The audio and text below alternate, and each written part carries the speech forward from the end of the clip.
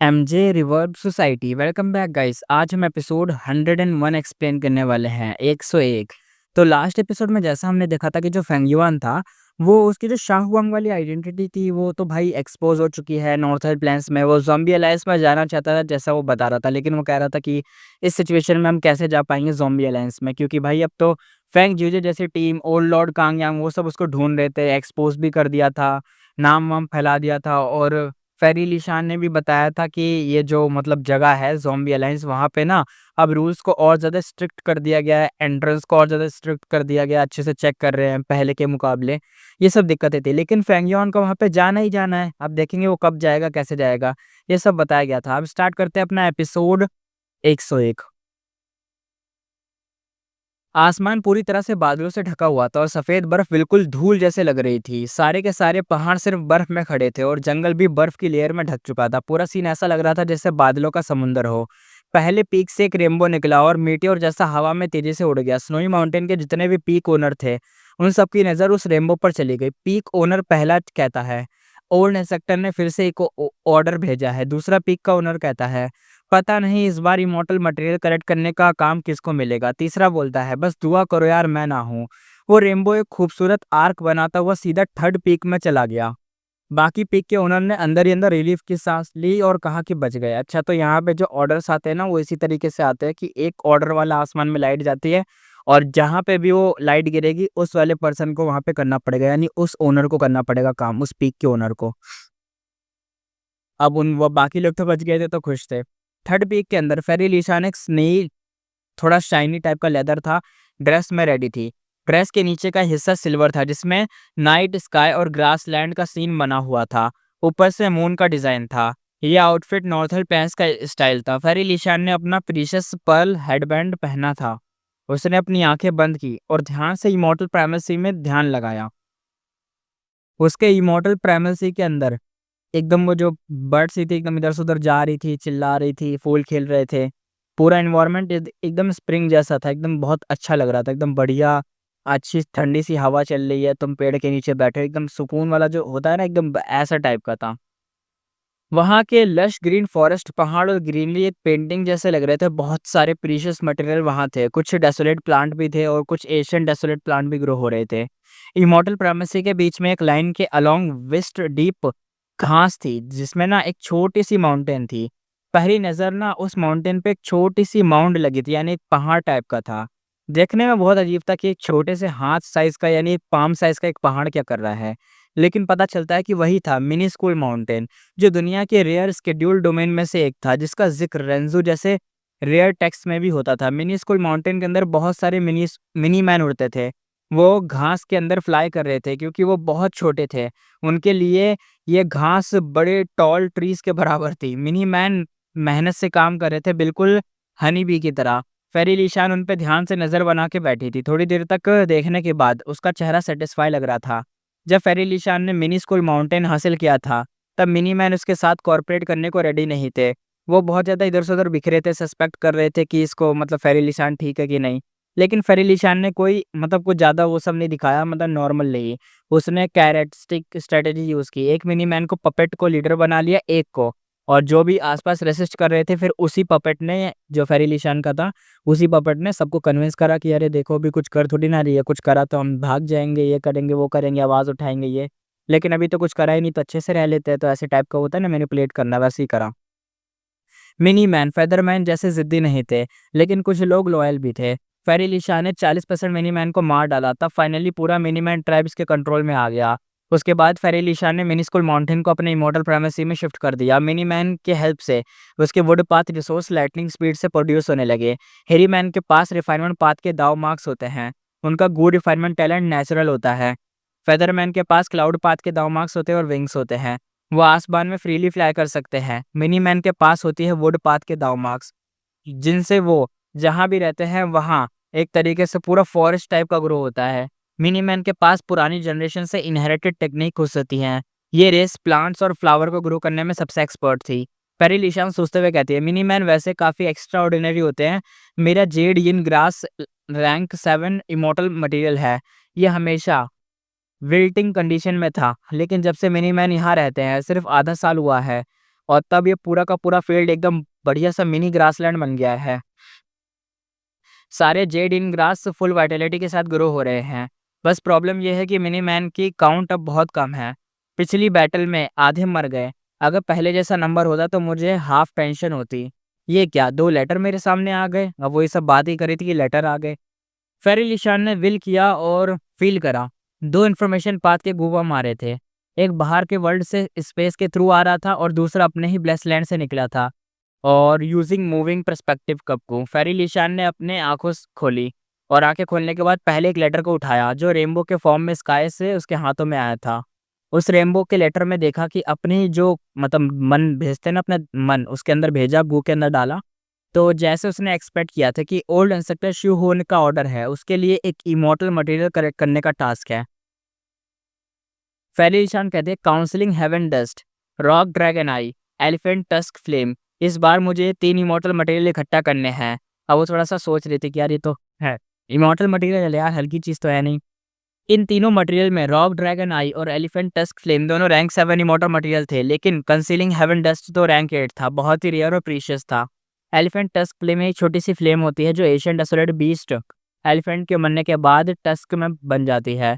यानी वो जो दांत होते हैं ना उसको कहता है। ये छोटी सी फ्लेम बस एक पी साइज की होती है, यानी मटर जितनी। और जब टस्क बर्न हो जाता है तो वो फ्लेम हवा में कॉन्ट्रैक्ट में आती है और इंस्टेंटली एकदम से खत्म हो जाती है। Asian desolate beast elephant rank 7 को इमॉर्टल के लेवल का होता है। हर एलिफेंट के पास टस्क फ्लेम जनरेट भी नहीं होती, सोचो कितनी ज़्यादा रेयर है। ट्रेजर येलो हेवन जैसे बड़े मार्केट में भी ये फ्लेम बहुत कम मिलती है। और अगर एलिफेंट टस्क फ्लेम रेयर है तो रॉक ड्रैगन आई और कंसीलिंग हेवन डस्ट तो उससे भी ज़्यादा इम्पॉसिबल लेवल चीज़ें हैं। कंसीलिंग हेवन डस्ट सिर्फ येलो हेवन में मिलती है, जो कि इमोरियल 9 हेवन का एक हिस्सा है। लेकिन अब वो येलो हेवन डिस्ट्रॉय हो चुका है रेंजू के बच्चों के कारण। इसलिए फेरी लिशान पहले एक येलो हेवन फ्रेगमेंट वर्ल्ड को ढूंढना पड़ेगा। और वो फ्रेगमेंट वर्ल्ड इतना बड़ा होना चाहिए कि उसके अंदर इनफ डाउ मार्क्स होने चाहिए, जिससे वो सेफली अंदर जा सके, एक्सप्लोर कर सके। और जब वो फ्रेगमेंट वर्ल्ड में एंटर करेगी तो उसे स्पेशल मेथड यूज़ करने पड़ेंगे कंसीलिंग हेवन डस्ट कलेक्ट करने के लिए। ये काम इतना आसान नहीं होगा और ज़्यादा ट्रबल्स आएँगे। फेरी ज़ीशान कहती है अगर पॉसिबल हो तो मैं ट्रेज़र येलो हेवन में कंसीलिंग हेवन डस्ट बाय कर लूँ, चाहे प्राइस कितना भी हाई हो। अब बात करते हैं रॉक ड्रैगन आई की। ये material Asian desolate beast rock dragon eye से होते हैं। लेकिन ये रॉक ड्रैगन कोई नॉर्मल बीस्ट नहीं है। रॉकमैन ट्राइब के ग्रेवयार्ड में जब बहुत सारे रॉकमैन कॉप्स इकट्ठा हो जाते हैं, तो एक दिन लाइटनिंग उस जगह पर स्ट्राइक करती है। उस थंडरबोल्ट के स्ट्राइक होने के बाद एक रॉक ड्रैगन बॉर्न होता है। रॉकमैन जैसे रॉक ड्रैगन का बॉडी भी पूरी तरह से रॉक से बना होता है। इमोरियल एंटिक्विटी एरा और रिमोट एंटिक्विटी एरा के टाइम दुनिया का कंट्रोल वेरिएंट ह्यूमन के पास था। सिर्फ सुपर फोर्स यानी सुपर पावरफुल रॉकमैन ट्राइब या एशियंट रॉकमैन ट्राइब के पास ये रॉक ड्रैगन होते थे।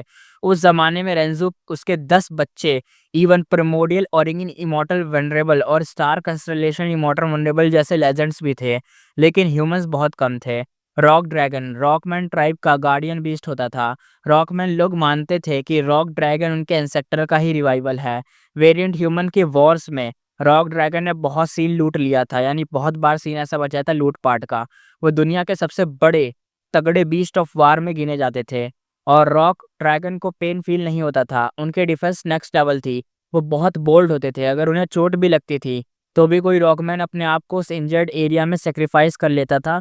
मतलब एक तरीके से चोट लग जाए, भाग नहीं सकता, कुछ नहीं कर सकता, तो अपने आप को मार के दूसरों को भी ले डूबो अपने ट्राइब के लिए। और वो इंस्टेंटली उस रॉक ड्रैगन के पार्ट में कन्वर्ट हो जाता था और ड्रैगन के जितने भी जख्म थे वो उसमें हील हो जाते थे। यानी समझ रहे हो, अपने आप को मार लिया, मरने के बाद दूसरे को भी ले डूबे, ऊपर से क्या हुआ, जो वो मरे थे उनका जो हिस्सा इधर से उधर बिखरा, उस बिखरे वाले हिस्से से तुम जो तुम्हारे पास रॉक ड्रैगन है ना, उस ड्रैगन के जो जहाँ पे भी जख्म है उस पे एक तरीके से बैंडेज लग के वो हील हो जाता था। यानी रॉकमैन अपने आप को मार के भी रॉक ड्रैगन को हील कर सकते थे। ये एक क्रेजी बैटल टैक्टिक थी और दूसरी रेसेस के लोग इस टैक्टिक से परेशान हो जाते थे, क्योंकि रॉकमैन मरेंगे तो रॉक ड्रैगन और पावरफुल होगा। लेकिन अब वक्त बदल चुका है एक तरीके से, क्योंकि फेरी लिशान के लिए अब रॉकमैन ड्रैगन ढूंढना सुपर डिफिकल्ट हो गया था। क्योंकि रॉकमैन ट्राइब अब बहुत ही रेयर हो चुकी थी। ज़्यादातर रॉकमैन अब गोई मॉडल के स्लेव बन चुके थे। और मान लो अगर फेरी लिशान को कोई रॉकमैन ड्रैगन मिल भी गया तो उसकी बैटल स्ट्रेंथ भी इतनी नहीं हो, मतलब इतनी नहीं थी कि वो एक रॉक ड्रैगन को हरा सके अकेले। वही टॉप टायर वॉर बीस्ट होते थे। रिमोट एंटिक्विटी एरा में ये जब छाया हुआ था, जिसका डिफेंस लेवल भाई इंसेनली हाई था। इसीलिए ना रॉक ड्रैगनाइट चाहे रैंक 7 इमॉर्टल मटेरियल हो, उसका पाना कंसीलिंग हेवन डस्ट से ज़्यादा मुश्किल था, जो कि एक रैंक 8 इमॉर्टल मटेरियल था। फेरी लिशन कहती है ओल्ड इंसेक्टर शू हो हमें पीक ओनर को हर बार और ज़्यादा टफ मिशन दे रहा है। इन तीनों इमॉर्टल मटेरियल सिर्फ एलिफेंट टस्क के फ्लेम थोड़ा सिंपल है, बाकी के दोनों तो भाई क्या बोले, जैसे कंसीलिंग हेवन डस्ट और रॉकमैन ड्रैगन वाली जो आई है, रॉक ड्रैगन आई जिसे कहते हैं, वो बहुत मुश्किल है। उसके लिए सिर्फ स्ट्रेंथ काफ़ी नहीं, लक भी मैटर करता है। अगर मेरी लक अच्छी हो तो ट्रेजर ले हेवन में डायरेक्टली खरीद लेती। परी लिशान ने गहरी सांस भरी। उसका जो इन्वेस्टमेंट था मिनी मैन और मिनी स्कूल माउंटेन में, उसका रिजल्ट अब दिखने लगा था। अब उसका प्रॉपर फ़ायदा उठाना चाहती थी, क्योंकि हाई लॉगन ने अपनी इंडिपेंडेंस के लिए डिटर्मिनेशन दिखाई थी। उसने किसी भी एडिशनल फंडिंग को मना कर दिया था। इसलिए इस टाइम पे फेरी लिशान बहुत फास्ट पेस में वेल्थ एक्यूमुलेट कर रही थी, डबल स्पीड से। लेकिन कंसीलिंग हेवन डस्ट और रॉक ड्रैगन आई को पाने में टाइम एनर्जी बहुत ज़्यादा लगती। फेरलिशान के लिए बेटर था कि वो अपनी वेल्थ स्पेंड करे, मतलब अपनी वेल्थ स्पेंड करे, ना कि अपना वक्त और मेहनत बर्बाद करे। और सेक्टर शिहो का लेटर रिसीव करने के बाद फेरलिशान ने सेकंड लेटर गो चेक करा। सिर्फ कुछ ही लोग थे जो डायरेक्टली उसके इमॉर्टल प्राइमेसी में लेटर भेज सके थे। फेरलिशान ने उस लेटर को चेक करा। सेंडर और कोई नहीं, अपना फेंगयुआन था। इस लेटर में फेंगयुआन ने बहुत सारे बेनिफिट प्रॉमिस किए थे और फेरी लिशान से रिक्वेस्ट की थी कि वो उसकी हेल्प करे कि इमॉर्टल ज़ॉम्बी को मारने में, जो नॉर्थर्न प्लेन्स ज़ॉम्बी अलायंस का था। फेरी लिशान कहती है फेंगयुआन। फेरी लिशान अपने बेड से उठी और इधर-उधर वॉक करने लगी। उसने अपना सर झुकाया और डीप थॉट में चली गई और धीरे-धीरे से विंडो की तरफ चली। उसने विंडो से स्नोफ्लेक्स देखे जो गिर रहे थे। उसने साइलेंट पीक की तरफ देखा और बस ऐसे सांस भरी। फेरी लिशान कहती है ये फेंगयुआन पहले तो शाह हुआंग बन के ज़ॉम्बी अलायंस में घुसा था, अब मुझे कह रहा है कि इमॉर्टल ज़ॉम्बी को मारने में उसकी हेल्प करूं। इसके पीछे डेफिनेटली उसका कोई बड़ा मूव होगा। फेरी लिशन कहती है मुझे बहुत बड़ा बेनिफिट प्रॉमिस कर रहा है। ये बंदा सच में लोडेड है। डोंगफेंग चांगफेंग से, यानी डोंगफेंग ट्राइब ने उसे बहुत सारे रिसोर्स मतलब दिए हैं, यानी लूटा है एक तरीके से। डोंगफेंग चांगफेंग की विजडम वाली भी मिल चुकी है उसे। तो इस दौरान उसका जो डेवलपमेंट है बहुत स्मूथ चल रहा है, बहुत फास्ट है।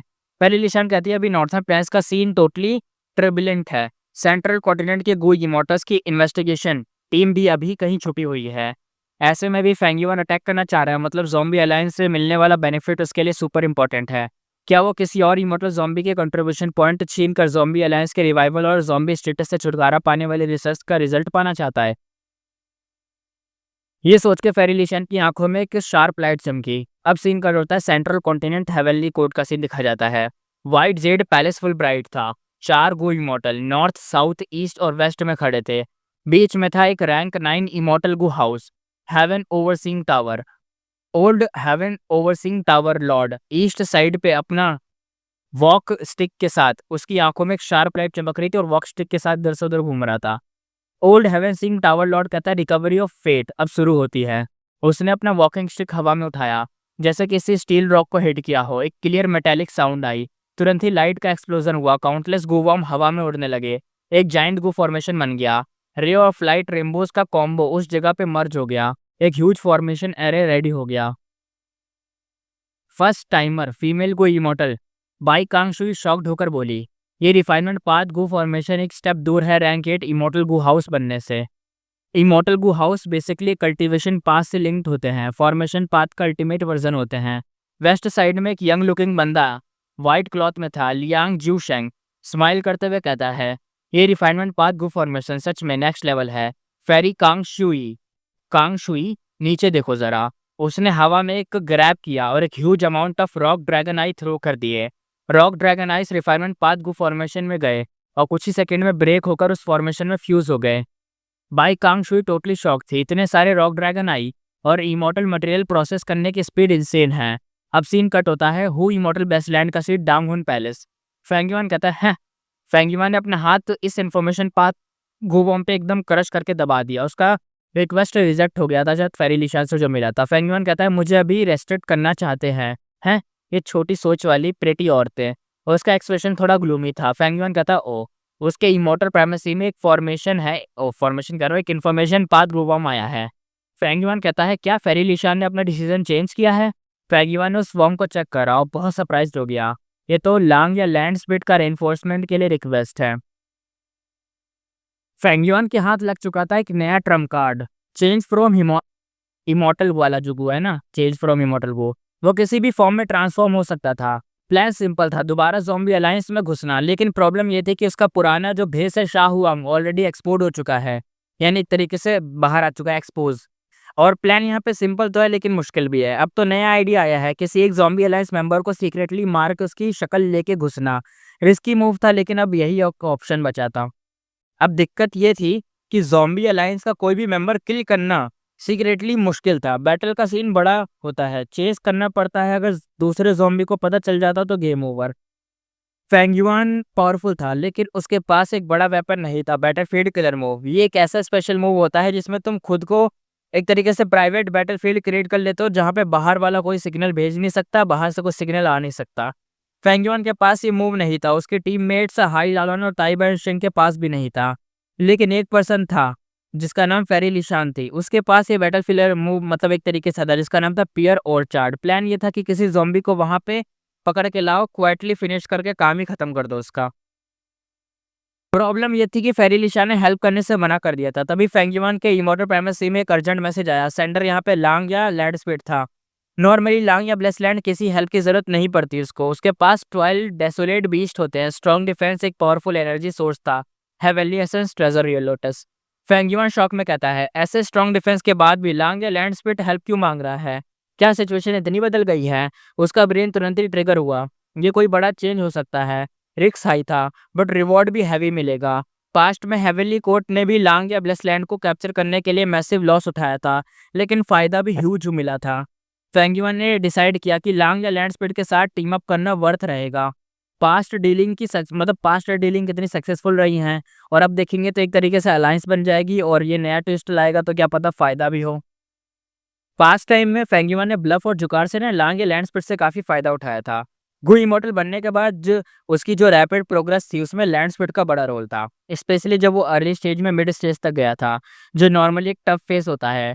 उस वक्त लांग या लैंड स्पीड ने हेल्प की थी, लेकिन नॉर्थर प्लान्स के ऑक्शन के बाद फेंग युआन की ग्रीड और ओवर डिमांडिंग एटीट्यूड की वजह से लैंड स्पीड उससे इरिटेट हो गया था, दोनों के बीच बॉन्डिंग टोटली कोल्ड हो गई थी। फेंग युआन ने काफ़ी बार कोऑपरेट करने की कोशिश की, हर बार लैंड स्पीड ने उसका सख्त एटीट्यूड दिखाया और एक poisonous flower type immortal material ढूंढने को बोला था। फेंग युआन कहता है, अगर मैं लैंड स्पीड की मदद कर पाऊँ तो हमारा टेंशन जो था बीच में इतनी मतलब दिक्कतें थी वो सब डेफिनेटली कम हो जाएगा। फेंग युआन कहता है, और वैसे भी मेरे पास फिक्स इमॉर्टल ट्रैवल है, मुझे बस 3 सांसों का टाइम चाहिए होगा हो इमॉर्टल बेस्ट लैंड वापस आने में, यानी पहुंचने में।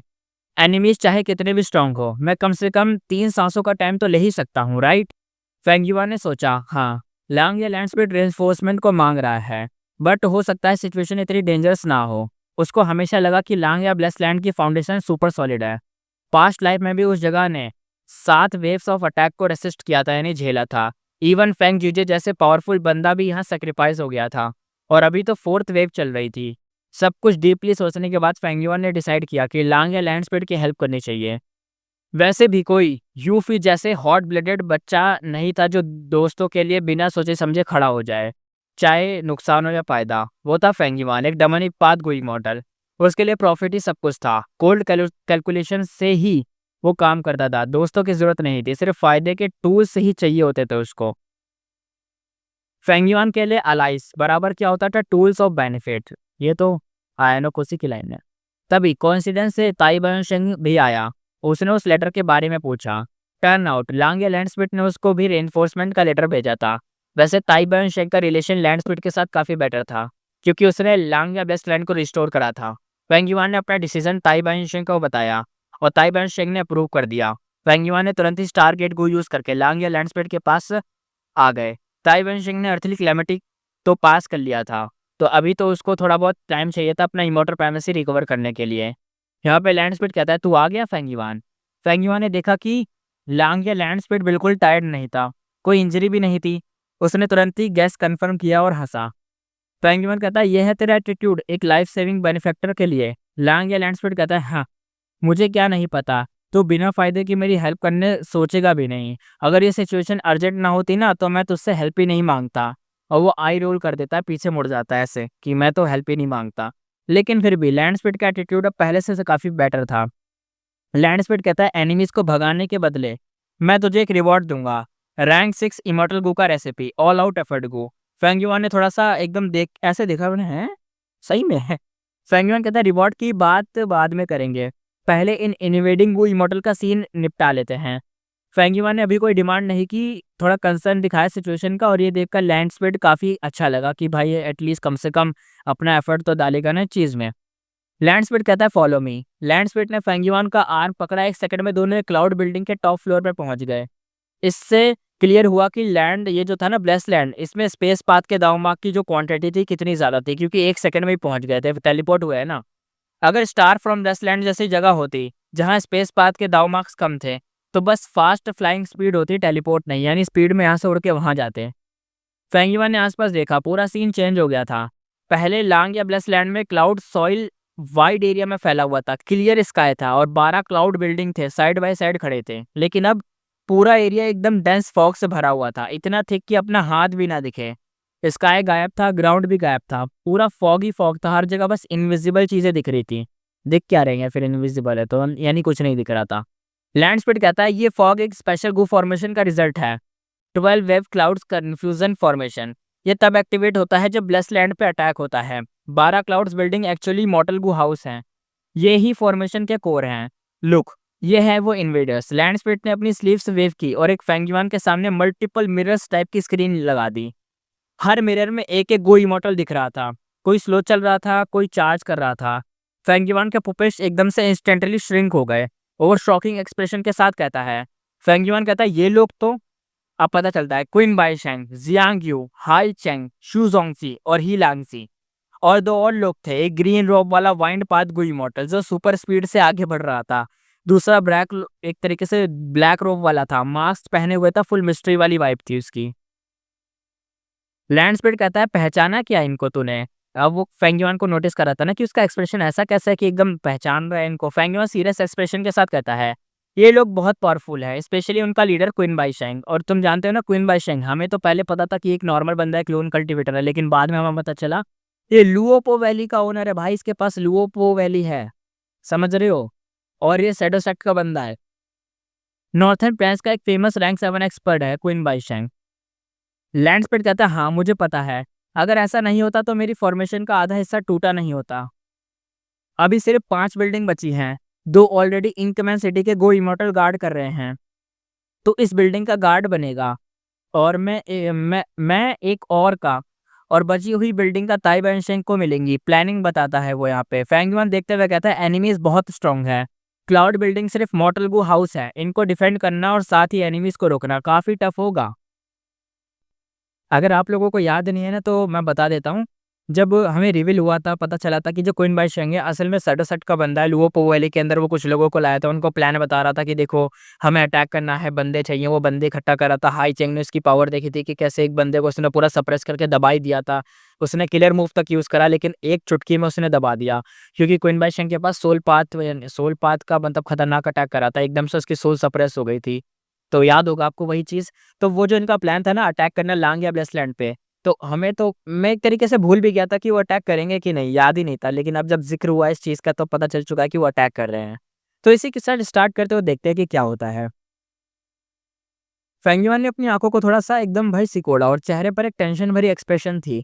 और Qin Baisheng, Jiang Yu, Hai Cheng, Shu Zongji, He Longji और 2 और मिस्टीरियस गूम इमॉर्टल्स जिनको फेंग युआन पहचान नहीं पाया। इनमें से सिर्फ श्यू जोंगजी और जियांग यू रैंक 6 के गो इमॉर्टल थे, बाकी सब रैंक 7 के थे। फेंग युआन को उन 2 अननोन गो इमॉर्टल के बारे में कुछ भी आइडिया नहीं था, लेकिन जो बचे थे उनमें से क्विन बाइशेंग, ही लांगजी और हाई चेंग तीनों ही एक्सपीरियंस रैंक 7 के बंदे थे। हाई चेंग एक सुपर फोर्स हाई ट्राइब का गो इमॉर्टल था। हाँ, उसके अंदर एक छुपा हुआ मतलब एक चोट था जिसकी वजह से वो इमॉर्टल किलर मूव यूज़ नहीं कर पाता था, यानी एक चोट है, एक मतलब एक दिक्कत है उसके अंदर। वो इमॉर्टल किलर मूव यूज़ नहीं कर सकता, इस वजह से उसकी बैटल पावर काफ़ी गिर गई थी। वो अपनी पीक फॉर्म में तो नहीं था, लेकिन उसके पास जो इमॉर्टल गू था डार्क एरो, उसे इग्नोर नहीं कर सकते क्योंकि हमने देखा है ना उसने यूज़ करा है उसको। ही लांगज़ी एक famous transformation part demonic immortal था। नॉर्थर्न प्लेन्स में उसका बैकग्राउंड काफ़ी अजीब था, वो काफ़ी सारे रूथलेस और सैवेज नेचर का बंदा था। उसके पास 3 इमॉर्टल लेवल के डेसोलेट वुल्फ ट्रांसफॉर्मेशन थे और उसकी फाइटिंग पावर काफ़ी ज़्यादा थी। कभी ओल्ड एंसेस्टर श्यू हो ने भी उसको अपनी साइड लेने के लिए अप्रोच किया था, लेकिन ही लांगज़ी वो ऑफर रिजेक्ट कर चुका था। सबसे पावरफुल यहाँ पे जो बंदा था उसका नाम था क्वीन बाइशेंग। ये बंदा नॉर्थर्न प्लेन्स के कई सौ सालों तक घूमता रहा एक लोन कल्टीवेटर के रूप में। इसने लियू हाओ, चान यू श्योंग, और न्यू अड्डू को हरा दिया था। बाई चांजी, जेड फायर फार्मर और माउंटेन लॉर्ड यान क्यू को मार दिया था। युआन रांग जुन के साथ ड्रॉ खेला था। फाइव एलिमेंट ग्रैंड मास्टर से जिंदा बच के भाग गया था। वो रैंक 7 गो इमॉर्टल था और नॉर्थर्न प्लेन्स में उसका स्टेटस कुछ खास था। ऐसा था जैसे शीली है ना, सेंट्रल कॉन्टिनेंट में इतना पावरफुल मानते हैं वो बंदर, येलो बंदर, उसका किलर मूव है, उसके जैसे टाइप का था। मस्त एक तरीके से, मतलब इतने ज़्यादा लोग हैं ना, सबकी नज़र में बंदा बड़ा मस्त था। और सबके नज़रिए से तो वो एक रैंक 7 बैटल स्ट्रेंथ के टॉप टायर वाला बंदा था। रैंक 8 गो इमॉर्टल ही उसे मतलब ऊपर थे, अदरवाइज वो रैंक 7 में भी सबसे ऊपर था। वो ओल्ड लॉर्ड कांगयान से भी काफ़ी ज़्यादा स्ट्रॉन्ग था। सबसे स्कैरी बात ये थी कि उसके पास सिर्फ धमाकेदार बैटल पावर ही नहीं बल्कि प्लानिंग और स्कीमिंग भी थी। उसमें भी एक्सपर्ट था। नॉर्थ प्लान्स की ऑप्शन भी उसी ने होल्ड की थी और वही सबसे बड़ा विनर उसी में था। ऐसे डेंजरस बंदे के सामने क्लाउड बिल्डिंग को प्रोटेक्ट करने का सोचना ही फेंगयुआन के लिए काफ़ी स्ट्रेसफुल था। यहाँ पे लांग या लैंडस्पेट ने फेंगयुआन के कंधे पर हाथ रखकर बोला, मैं तुमसे ये नहीं कह रहा कि क्लाउड बिल्डिंग को डिफेंड करो, तुम बस उसे रोक के रखना। मैं बस टाइम गेन करने की कोशिश कर रहा हूँ, यानी टाइम इकट्ठा कर रहा हूँ। ये लोग काफ़ी डेयरिंग निकले, लांग या लैंड पे अटैक करने आ गए। बस तुम 30 मिनट तक रुक जाओ, यहाँ पे बस 30 मिनट तक टिक जाओ, फिर देखना इन लोगों की हालत ख़राब करता हूँ। वे भाई, सही कह रहे हो भाई। ये जो बंदा है अपना लैंड स्पिरिट, वैसे तो स्पिरिट है, लेकिन जब ये जिंदा थी तो भाई ये क्या चीज़ थी यार। इंसेक्टर, एक ऐसा इंसेक्टर जिसके पास इमॉर्टल वनरेबल्स तक आते थे। एक ऐसा बंदा, एक ऐसा ओल्ड हेयर इंसेक्टर, मतलब जिसके पास इमॉर्टल वनरेबल आते थे अपना रिफाइनमेंट के लिए। थीविंग हेवन जैसा बंदा, थीविंग हेवन डीमन वनरेबल, जो मतलब सबकी चीज़ें चुरा लेता था, एकदम कमीना टाइप का बंदा था, वो भी इसके पास आता था। इतने बड़े-बड़े लोग आए, जायंट सन इमॉर्टल वनरेबल ने भी इससे बिल्डिंग बनवाई है। भाई साहब मतलब क्या ही चीज़ होगी ये। कुछ तो इसके पास हिडन ट्रम्प कार्ड है। लांग या लैंडस्पेड कॉन्फिडेंस से भरा हुआ था एकदम। उसने ऐसे बोला था कि ये इनको संभाल लेगा, बिल्कुल जैसे ही फेंगयुआन ने गैस किया था कि लांग या लैंडस्पेड के पास कोई डेफिनेटली ट्रम्प कार्ड था जो पूरा गेम पलट सकता था। पहली 3 वेव के अटैक में भी लांग या लैंडस्पेड ने धमाकेदार रिजल्ट दिए थे। सिर्फ 12 डेसोलेट बीस्ट से ये पॉसिबल नहीं था। फेंगयुआन के मन में एकदम से क्यूरियोसिटी आई, तो आखिर वो चीज़ क्या है जिसके ऊपर ये जो बंदा है अपना लैंडस्पेड, ये इतना उछलता कैसे, क्या है इसके पास ऐसा, इतना कॉन्फिडेंस ला कहाँ से रहा है। फेंगयुआन ने अपने इस थॉट को छुपाया नहीं, सीधा पूछ लिया, लेकिन लैंडस्पिट ने कुछ बताया नहीं, एक मिस्टीरियस स्माइल देके चला गया। उसके बाद लैंडस्पिट ने फेंगयुआन को कुछ इंपॉर्टेंट इंस्ट्रक्शंस दिए, एक लेटर को दिया, फिर वो टेलीपोर्ट हो गया। लेटर को में लिखा था कि कैसे क्लाउड बिल्डिंग को कंट्रोल करना है। ये क्लाउड बिल्डिंग टेम्परेली फेंगयुआन की दी गई थी, यानी फेंगयुआन के पास हो गई थी, अब वो फ्रीली इसको यूज कर सकता है। फेंगयुआन ने 2-3 बार ना इंस्ट्रक्शंस पढ़ लिए, अच्छे से याद कर लिए, फिर थोड़ा सा प्रैक्टिस किया, फिर कंट्रोल करना सीख गया। ये cloud building 12 wave cloud confusion formation के फॉर्मेशन कोर्स थे। जैसे फेंगयुआन ने इस क्लाउड बिल्डिंग का कंट्रोल समझा, उसका पूरा फॉर्मेशन के बारे में काफ़ी अंडरस्टैंडिंग मिल गई। मतलब ये एक फॉग फॉर्मेशन था जो एक मेज़ जैसा था। हाँ, ये बैटलफील्ड किलर मूव लेवल तक नहीं पहुंचा था, लेकिन बस एक स्टेप दूर था। यहाँ पे लैंड स्पिरिट के पास बैटलफील्ड किलर मूव भी थे, लेकिन ऐसे मूव को सेटअप करने के लिए दाव मार्क्स मतलब यूज़ होते हैं, लेकिन नए दाव मार्क्स इस वर्ल्ड के मतलब एक तरीके से एग्जिस्टिंग दाव मार्क के साथ मतलब मिलते नहीं है। एक दूसरे को एक तरीके से होता नहीं कि जैसे मैग्नेट आपस में चिपकते हैं, लेकिन दूसरी साइड रख दो तो वो दूर जाते हैं, तो ऐसे होने लग जाता है। इस वजह से ना क्लैशेस होते हैं और जो डैमेज पहुंचता है लैंड ब्लस लैंड को ना, इसलिए लैंडस्मिथ ने बैटलफील्ड किलर मूव यूज़ नहीं करा, सिर्फ टाइम एक तरीके से बाय करा। ये 12 वेव क्लाउड कन्फ्यूजन फॉर्मेशन काफ़ी था। ये गो फॉर्मेशन अपनी लिमिट तक पुश हो चुका था। जब ये गो इमॉर्टल इस फॉर्मेशन के अंदर होता था, उसकी 5 सेंसेस टोटली मैसअप हो जाती। वो डायरेक्शन नहीं समझ पाता, लेफ्ट या राइट फ़र्क नहीं कर पाता और बार-बार सेम जगह पर घूमता रहता। सिर्फ कोई इन्वेस्टिगेट इमॉर्टल क्लियर मूव भी उस फॉर्मेशन को मतलब निकलने में हेल्प कर सकता था। और तब तक सारी 12 की 12 क्लाउड बिल्डिंग डिस्ट्रॉय नहीं होती, ये फॉर्मेशन कभी हटता नहीं है, यानी एक भी बच गया तो पूरा फॉर्मेशन रहेगा। अगर किसी के पास इन्वेस्टिगेट किलर मूव नहीं है तो वो रैंडमली इधर से उधर बस घूमता रह जाएगा, शायद किसी क्लाउड बिल्डिंग तक पहुंच पाए, शायद ही कोई पहुंच पाए अगर इन्वेस्टिगेट किलर मूव है तो, वरना अदरवाइज वो घूमता रहेगा। ये पूरी तरह से लक पे डिपेंड करेगा उस बंदे के कि पहुंच पाता है कि नहीं। गुड थिंग ये थी कि फॉर्मेशन सेट होने के बाद क्लाउड बिल्डिंग को मूव नहीं किया जा सकता, वरना बिना इन्वेस्टिगेट मूव वाले गू इमॉर्टल कभी भी उन्हें ढूंढ नहीं पाते। लक भी फेल हो जाता। फेंग युआन एक क्लाउड बेड पर बैठा था और कई ऑब्जर्वेशन मिरर ओपन किए हुए थे। एक तरीके से सीसीटीवी कैमरा ओपन थे। कंट्रोल रूम में भाई बैठा हुआ है, सामने एनिमीज आ चुके हैं, डिफेंड करना है। जैसे वो आसपास के एरिया को मॉनिटर कर सके, उसका अथॉरिटी सिर्फ इस क्लाउड बिल्डिंग तक लिमिटेड था। वो सिर्फ इस बिल्डिंग के सराउंडिंग तक ही देख सकता था। मिरर में सिर्फ फॉग दिख रहा था, कोई भी गुई मॉडल नहीं दिखाई दिया। फेंग युआन के पास पेशेंस की कमी नहीं थी। वो साइलेंटली वेट करता रहा। थोड़ी देर बाद एक गु इमोर्टल मिरर में दिखा। वो पर्पल ड्रेस पहने हुए था। उसकी नाक हाई थी, आंखें डीप थी, ब्यूटीफुल भी थी, आईब्रोज काफी थिक थी और लॉन्ग थी, थोड़ा सा डार्क स्किन टोन था। पूरी बॉडी से एक एल्यूरिंग ऑरा निकल रहा था। और ये और कोई नहीं, फेरी जियांग यू था। थी मतलब फेरी है तो लड़की होगी। फेंगयुआन शॉक हो गया। उसको इमीडिएटली डार्क लिमिट इमोटल को याद आया कि इसके पास वही गु है जिससे बंदा अपना ऑरा छुपा सकता है। हाई लेवल के पास great stunt true martial physique थी। जब वो इमोटल नहीं बनी थी तब उसने डार्क लिमिट इमोटल गु का यूज किया और गु उसकी बॉडी में एंटर करके सर्कुलेट किया और उसकी फिजिकल की ऑरा जो था, यानी फिजिकली जो ऑरा था इतना पावरफुल, वो हाइड कर दिया। पहले हाई लेवल का प्लान था कि फेरी जियांग यू से डार्क लिमिट इमोटल को छीन ले, लेकिन प्लान एग्जीक्यूट होने से पहले ही फेल हो गया। बाद में जब हाई लेवल हाई चेंग के पीछा कर रही थी तो ये प्लान और भी ज्यादा इम्पॉसिबल हो गया। फेंगयुआन के मन में एक थॉट आया, डार्क लिमिट इमोटल गु अगर ये मेरे पास आ जाए उसकी आंखों में एक शाइन आई, लेकिन अंदर ही अंदर वो थोड़ा सा डिसअपॉइंटेड था। लेकिन इस सिचुएशन में चाहे मैं फेरी जियांग यू को जिंदा भी पकड़ लूं, फिर भी डार्क लिमिट इमोटल को मिलने का चांस बहुत कम है, क्योंकि हम जानते हैं एक थॉट में ही बंदा डिस्ट्रॉय कर सकता है। इमोटल गो को छीनना बहुत मुश्किल होता है और चांसेस तो भाई जीरो के बराबर होते हैं, क्योंकि सिर्फ एक थॉट इमोटल गो को सेल्फ एक तरीके से डेटोनेट कर देता है। जैसे ही फेंगयुआन ने सोचा, फेरी जियांग यू ने डायरेक्शन चेंज किया, उसके एरिया में अवॉइड करके दूसरी डायरेक्शन में निकल गई। जब फेंगयुआन की टेरिटरी से बाहर गई तो मिरर से एकदम गायब हो गई, दिखना ही बंद हो गई। यानी उस टेरिटरी, उस एरिया के अंदर दिखेगी तभी ये दिखेगी। थोड़ी देर बाद दूसरा इमोटल उसके टेरिटरी में आया, एंटर हुआ। मिरर में उसका क्लियर इमेज दिखा, इसका नाम था क्वीन बाइशेंग। फेंगयुआन का एक्सप्रेशन सीरियस हो गया। उसने देखा कि क्वीन बाइशेंग धीरे धीरे उसकी ही तरफ आ रहा है। बिना किसी डाउट के जितने भी गो इमोटल एक्सपर्ट वहां थे, फेंगयुआन सबसे किससे बचना चाहता था, सबसे ज्यादा उसे डर था क्वीन बाइशेंग का, और वही उसके सामने था। फेंगयुआन ये भी तक नहीं पता था उसके कि क्वीन बाइशेंग ने फेंग जीजे से फाइट की थी। उसके बाद वो अपनी ओरिजिनल स्ट्रेंथ पूरी तरह से वापस ले चुका है, लेकिन सिर्फ उसके पहले के परफॉर्मेंस से ही वो central continent Shi Li level का था। यानी फेंगयुआन को ये नहीं पता कि जो क्वीन बाइशेंग है वो अपनी पूरी स्ट्रेंथ वापस पा चुका है। जबकि पता है उसका जी जो उसकी अभी की स्ट्रेंथ है जो सबने देख रखी है, फेंगयुआन को सिर्फ वही वाली पता है, और वही इतनी पावरफुल है कि वो रैंक 7 वाले बंदे के एक्सपर्ट के बराबर है। सोचो अगर फेंगयुआन को ये पता चल गया कि उसकी पुरानी वाली स्ट्रेंथ आ गई है तो वो भाई ऐसे मान लो कि हाफ रैंक 8 के बराबर होगा ये बंदा सोल में, क्योंकि सोल पावरफुल है ना इसकी, इसलिए। और इस लेवल का अपोनेंट बहुत ज़्यादा स्ट्रांग होता है। अगर उसने रियली क्लाउड बिल्डिंग को डिटेक्ट कर लिया तो फेंगयुआन ने तुरंत ही डिसाइड कर लिया कि वो सिर्फ थोड़ी देर तक फाइट करेगा, बस कुछ मूव एक्सचेंज करेगा फिर तुरंत से गायब। चाहे वो लैंड स्पीड का सपोर्ट कर रहा हो या सपोर्ट सिर्फ सिचुएशनल हो, यही करना है उसको। फेंगयुआन ने कभी ये प्लान नहीं किया था कि वो यहाँ पे लैंड स्पीड के लिए अपनी जान रिस्क करेगा। ऊपर से लैंड स्पीड के पास उसके खुद के ट्रम्प कार्ड हैं, तो अभी फेंगयुआन के लिए रिस्क लेना वर्थ इट नहीं था। क्वीन बाइशेंग क्लाउड बिल्डिंग के और पास आ रहा था। उसके पास एक इन्वेस्टिगेट किलर मूव था, इमोर्टल किलर मूव, जो सीधा उसको आगे बढ़वा रहा था। फेंगयुआन इस क्लाउड बिल्डिंग को कंट्रोल कर रहा था और क्वीन बाइशेंग के साथ सिर्फ 300 स्टेप दूर था।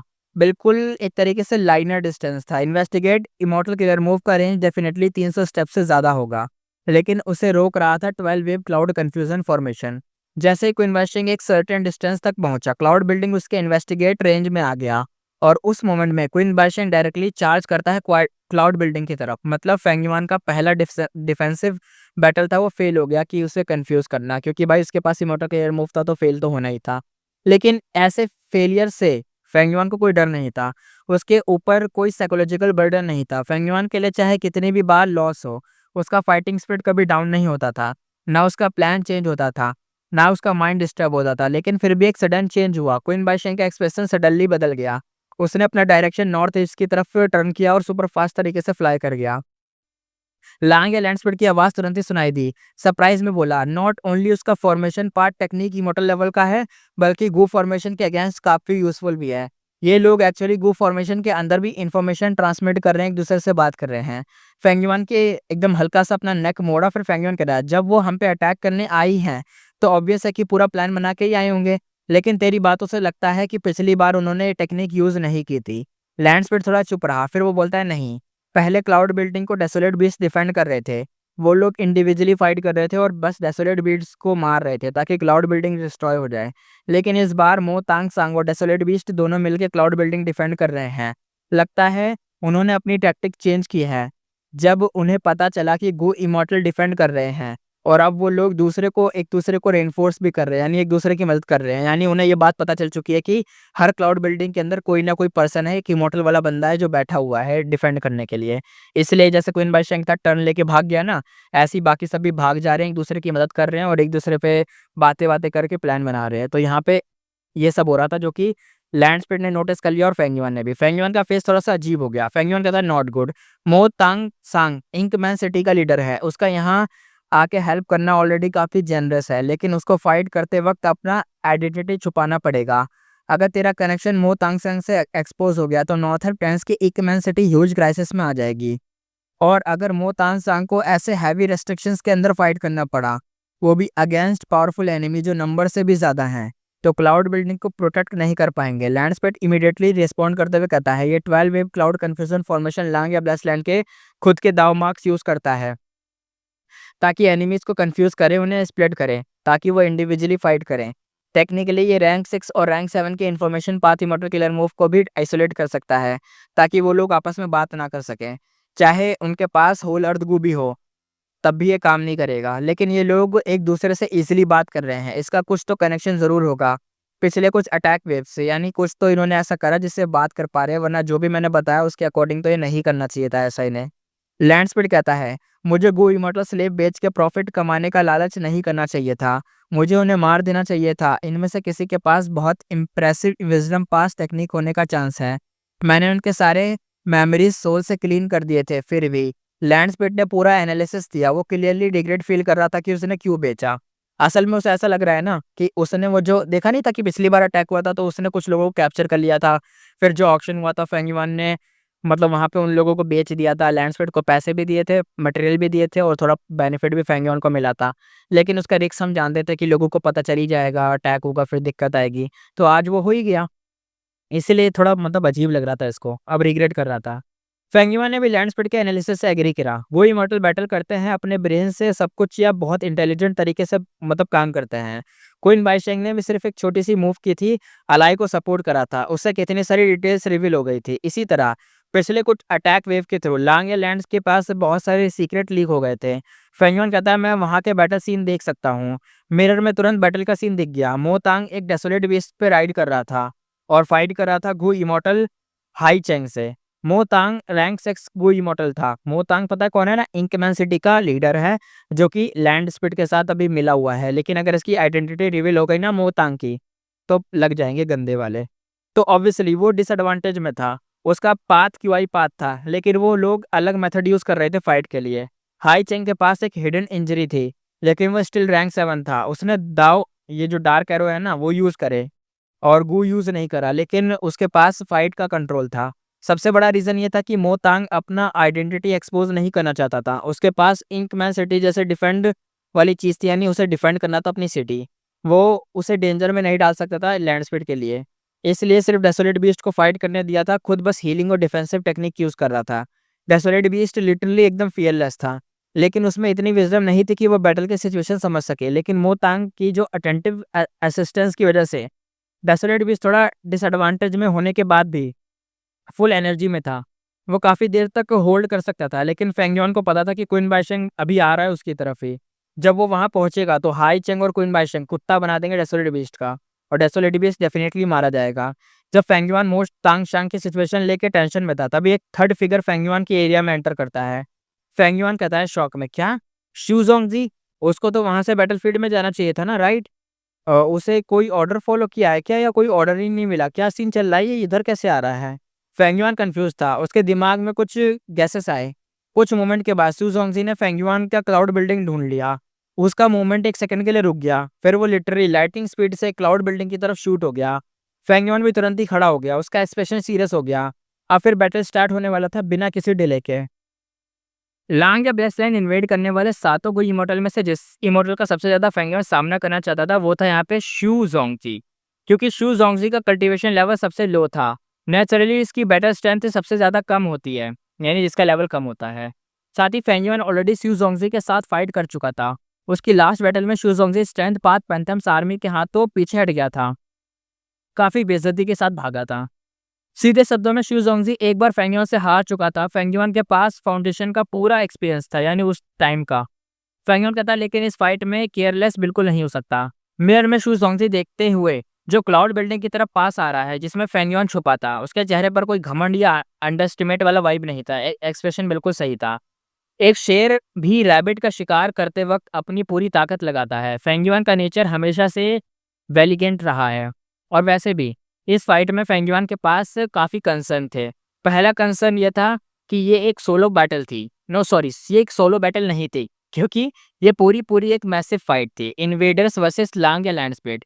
अगर फेंगियन और शू ज़ोंगजी की फाइट एक मतलब हो, ये दोनों फाइट करें, तो क्या दूसरे लोग जो शू ज़ोंगजी के साथ आए वो वहाँ पे उसको बचाने नहीं आएंगे? अगर उसको दिक्कत होगी तो हो सकता है कि कोई और भी आ जाए बीच में उंगली कर दे। इसके चांसेस हाई थे। दूसरा कंसर्न, शू ज़ोंगजी की बैटल स्ट्रेंथ का अपग्रेड भी हो सकता है, ये भी कंसर्न था। यहाँ पे लांग या लैंड के पास कोई भी इमॉर्टल गू नहीं ये था, यानी यूज़ नहीं कर सकता था। अगर शू ज़ोंगजी इतनी दूर तक आ गया तो इसका मतलब उसके पास कम से कम इमॉर्टल गू तो है ही। यह सीक्रेट तुरंत ही एक्सपोज हो गया था, क्योंकि शू ज़ोंगजी की स्पीड काफ़ी फास्ट थी। मतलब वो true immortal killer move use कर रहा था। फेंगियन कहता लगता है इस फाइट में मुझे प्लानिंग और स्नीक अटैक से काम लेना पड़ेगा ताकि एडवांटेज बना रहे। अगर बाद में कोई उसकी मदद भी करने आए तो भी प्रेशर कम रहे। फेंगियन के दिमाग में मलिशियस थॉट लाइटनिंग स्पीड से एकदम आने लग गए। दुश्मन के अगेंस्ट प्लॉटिंग करते वक्त मलिशियस थॉट सबसे ज़्यादा एफिशिएंट मतलब एक तरीके से इफेक्टिव होते हैं, एफिशिएंट होते हैं। और इस फील्ड में फेंगियन एक तरीके से मास्टर था। शू ज़ोंगजी तेज स्पीड से आगे बढ़ रहा था। उसके सामने का सीन स्टिल एकदम वैसे का वैसा सेम लग रहा था। हर जगह सिर्फ वाइट फॉग, पूरा विजन एकदम ब्लॉक था।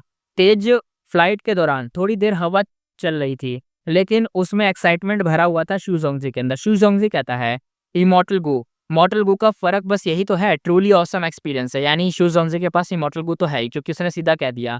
क्योंकि पहले तो वो मॉर्टल गू यूज़ करता था, लेकिन अभी इमॉर्टल गू यूज़ कर रहा था। इमॉर्टल किलर मूव से फ्लाई करने का जो जॉय था, एक्सपीरियंस था, उसका तो मज़ा ही कुछ और था। उसके इमॉर्टल प्राइमेसी में एक आइस पाथ इमॉर्टल गू था, काफ़ी बड़ा, एक एवरेज हॉर्स के साइज़ का। पूरा इमॉर्टल गू एक हार्ट जैसा शेप में था।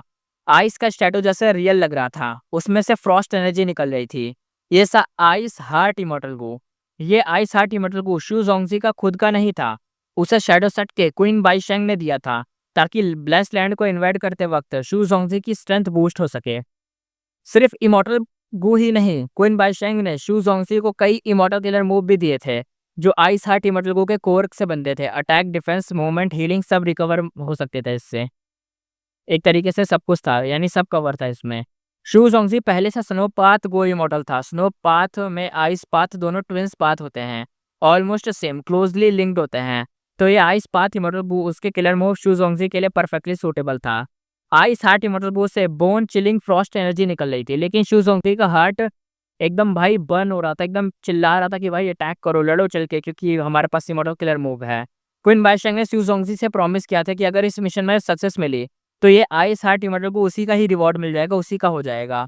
इसी वजह से शू ज़ोंगजी फुल मोटिवेशन में था। जैसे वो ब्लेस लैंड में एंटर हुआ, पूरी एनर्जी के साथ एंटर हुआ था कि भाई अब तो कुछ उखाड़ के जाना है। वैसे भी पहले वो वुडन चिकन इमॉर्टल गू के लिए काफ़ी एफर्ट कर चुका था। माँ ट्राइब काफ़ी सपोर्ट दिया था इमॉर्टल मतलब वो इमॉर्टल गू के लिए, और स्ट्रगल देखा ही था हमने उसे इमॉर्टल इमॉर्टल कह रहा हूँ, इम्पीरियल कोर्ट में देखा नहीं था उसका स्ट्रगल, इम्पीरियल कोर्ट स्ट्रगल में जो कॉन्टेस्ट चल रहा था। फिर उसके जब वो गए ब्लेस लैंड के अंदर, गए इम्पीरियल कोर्ट ब्लेस लैंड के अंदर। अब जब इतनी बड़ी अपॉर्चुनिटी मिली थी तो आइस हार्ट गू के लिए वो वुडन चिकन गू को आराम से मतलब रिप्लेस कर सकता था। वो इसके लिए भी उतना ही एकदम जुनून दिखा रहा था जितना वो वुडन चिकन के लिए दिखा रहा था। शू ज़ोंगजी कहता है क्लाउड बिल्डिंग। उसका फिगर एकदम से रुक गया, वो सरप्राइज से चिल्लाया। व्हाइट फॉग के बीच एक टॉल बिल्डिंग सामने आ गई। शू ज़ोंगजी कहता है वाओ क्या लक है, मुझे सच में क्लाउड बिल्डिंग मिल गया। क्वीन बाईशेंग ने उसे मिशन दिया था, वो था इन क्लाउड बिल्डिंग के फॉर्मेशन कोर को ढूंढना और डिस्ट्रॉय करना। शू ज़ोंगजी कहता है अगर मैं अकेला एक क्लाउड बिल्डिंग को डिस्ट्रॉय कर दूं तो बड़ी अचीवमेंट होगी और हमारे रिवॉर्ड के हिसाब से मुझे काफ़ी बड़ा रिवॉर्ड मिलेगा, लेकिन हर क्लाउड बिल्डिंग का एक डेसोलेट बीच डिफेंड ही करता है। तो अलर्ट रहना ज़रूरी है। इन्हें पहले से पता है कि हर एक क्लाउड बिल्डिंग को एक डेसोलेट बीस्ट डिफेंड करता है, लेकिन इन्हें ये नहीं पता कि यहाँ पे फेंग ज़ैंग और बाकी लोग भी हैं। और जैसे उसके थॉट ने किसी की सुन लिया हो, मतलब जैसे उसके थॉट सुन लिए हो किसी ने और एकदम से उसकी बात सच हो गई हो, सीधा वो पहुँच गया था उसी बिल्डिंग के सामने। ये डेसोलेट बीस्ट एक एलिफेंट साइज़ का ह्यूज चीज़ का था, यानी मतलब एकदम जैसे इसने बोला ना कि डेसोलेट बीस्ट आते हैं यहाँ पे, तो वहीं पे एक डेसोलेट बीस्ट भी आ गया था एलिफेंट साइज़ का। येलो ब्राउन कलर में था, उसकी बॉडी का आधा हिस्सा थिक से कवर था, एकदम थिक फर से। ये था येलो जेड लॉयन, वही बीस्ट जो फेंगिवा ने स्टेरिस का एक रोटा हेवन से उठाया था और लैंड स्पिरिट ने उसको दे दिया था। येलो जेड लॉयन ने कोई आवाज़ नहीं निकाली, सीधा लाइटनिंग स्पीड से शी जोंगजी की तरफ चार्ज कर गया। शू जोंगजी कहता है परफेक्ट टाइमिंग है। उसके फेस पे एक्साइटमेंट और बैटल इंटेंट दोनों दिख रहे थे। उसकी बॉडी से रिट्रीट नहीं करा, मतलब उसकी बॉडी कह रही थी फाइट कर। येलो जेड लॉयन का अटैक मिस हुआ। शू जोंगजी ने और ज़्यादा डिस्टेंस क्रिएट करा। शू जोंगजी ने अपनी स्लीव से वेव करी और एक मैसिव ब्लिज़र्ड निकाल दिया। ब्लिज़र्ड ने हॉलोइंग साउंड निकाल के साथ ही स्नो के बड़े-बड़े लम्प्स और एल साइज़ के येलो जेड लॉयन की तरफ फेंके। ये मॉर्टल किलर मूव नहीं था, ये एक इमॉर्टल किलर मूव था। नाम था क्लाउड कंडेंस स्नो। इस जगह इमॉर्टल किलर मूव ही काम करता था। मॉर्टल किलर मूव यूज़ ही नहीं हो सकता था क्योंकि एक ब्लेस्ड लैंड के अंदर कर रहे हैं इसलिए।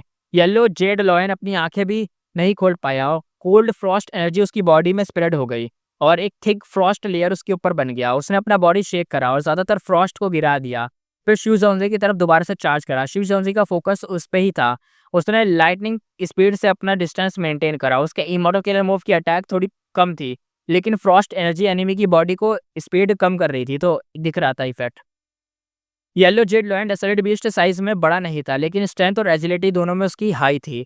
शू जोंगजी इस मूव का यूज लॉयन की स्पीड को कम करने के लिए किया था, लेकिन येलो जेड लॉयन जो था इतना थिक फर थे उसके कि जो फ्रॉस्ट एनर्जी थी ना वो फर पे ही लग रही थी, बॉडी में नहीं जा रही थी, जिसकी वजह से इतना इफेक्ट नहीं हो रहा था।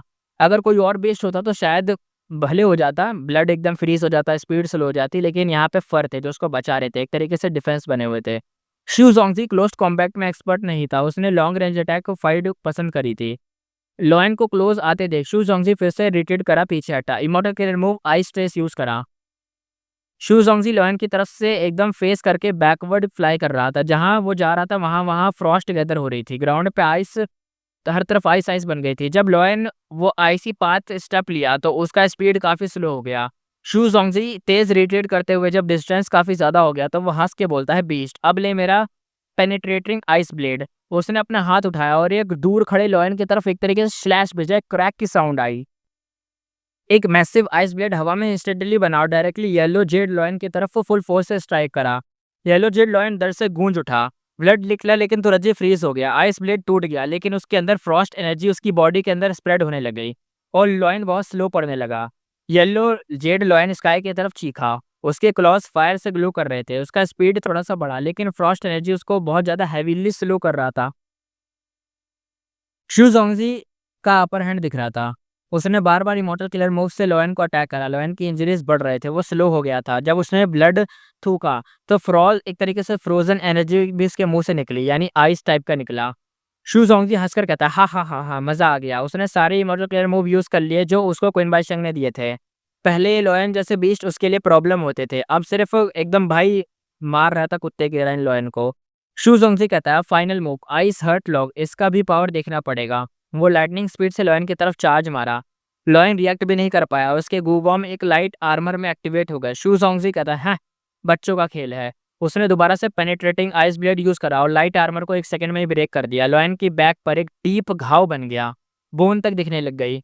लॉयन ग्राउंड पे गिर गया। शू जोंगजी उसकी बैक पर चढ़ गया और दोनों हाथों से उसकी बॉडी पे एकदम रखा और आइस बनने लगी उसकी बॉडी। दोनों हाथ जब रखे थे आइस स्प्रेड होने लगा, लॉयन का ब्लड फ्लैश बोन सब फ्रीज होने लग गए।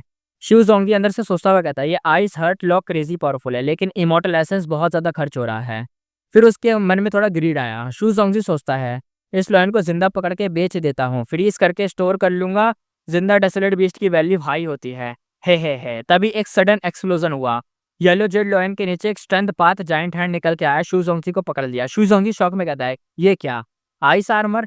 उसकी बॉडी मतलब एक तरीके से आइस आर्मर से ढक गई, लेकिन जाइंट हैंड ने उसको एकदम से पकड़ लिया। शू जोंगी एकदम रूथलेस स्माइल के साथ कहता है परफेक्ट, अब इस आर्मर का स्पेशल मूव टेस्ट करता हूँ। आइस आर्मर डेटोनेट, फट जाओ।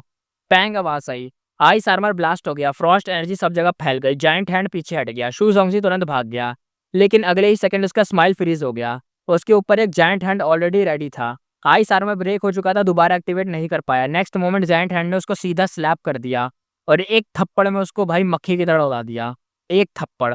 शू ज़ोंगी स्काई में गिर के सीधा मीट पेस्ट बन गया और सब खत्म। एक थप्पड़ में रैंक 6 का बंदा खत्म। एक थप्पड़ भाई, एक थप्पड़ की कीमत तुम क्या जानो शू ज़ोंगजी। अब यहाँ पे जब इतना कुछ हुआ, एक थप्पड़ में एक बंदा मारा गया, तो यहाँ पे लैंड स्पीड को भी पता चल गया। लैंड स्पीड एकदम से एक्साइटेड हो गया। वो कहता है तुमने एक एनिमी को, एक गुई बटल को मार दिया। गुड गुड गुड, बहुत बढ़िया। फेंगयुआन येलो जेड लॉयन की बॉडी से निकला ही था और ये आवाज़ सुनाई दी थी। उसने सोचा लांग या ब्लेसलैंड साउंड पाथ दाओ मार्क्स बहुत ज़्यादा है यहाँ पे, तभी मेरे को उसकी आवाज़ सुनाई दे रही है, वो कम्युनिकेट कर पा रहे हैं। लांग या लैंड स्पीड शॉक में फेंगयुआन की शू ज़ोंगजी की जो लड़ाई थी उसको देख के हिल गया था। वो कह रहा था क्या ही बंदा है ये। लैंड स्पीड कहता है फेंगयुआन तुम ऑलरेडी इमॉर्टल को रेसिपी रिड्यूस करने में प्रो हो, ऊपर से तुम बैटल स्ट्रेंथ भी तुम्हारी इतनी क्रेजी लेवल की, अब वाओ। फेंगयुआन हंस के कहता है। उसके नीचे yellow Z lion almost dead था, बस एक प्यादे के रूप में शू ज़ोंगजी को हैंडल करने के लिए यहाँ पे दिया गया था, यानी रखा गया था। फेंगयुआन ने सिर्फ दो चीज़ें यूज़ करी, vaguely familiar face, strength part giant hand, minimum resource maximum result. उसके दिमाग में एक ही थॉट था, फाइट अभी तक बिजनेस जैसी ही है, यानी कम लगाओ ज़्यादा फायदा। शू ज़ोंगजी के पास इमॉर्टल गो और किलर मूव थे। अगर स्ट्रेट फाइट करता तो शायद जीत भी नहीं पाता और उसका इमॉर्टल एसेंस हैवी स्पेंड होता। अगर शू ज़ोंगजी ने उस गो इमॉर्टल्स को बुला लिया होता जो उसके साथ थे, तो फेंगयुआन थोड़ा बैकआउट करना पड़ता। फाइट एक तरीके से बहुत घिड़ घिड़ के चलती, स्ट्रेटेजी और प्लानिंग ज़्यादा होता। फेंगयुआन ने यहाँ पे डिड्यूस करा शू ज़ोंगजी आउटसाइडर है, उसके पास इमॉर्टल गो है और उसका माइंडसेट ग्रीडी वाला है इमॉर्टल गो के लिए। Know your enemy. Shu Zongji कुछ नहीं जानता था फेंगयुआन के बारे में और शायद उसको क्विन बाइशेंग ने वार्निंग भी नहीं दी।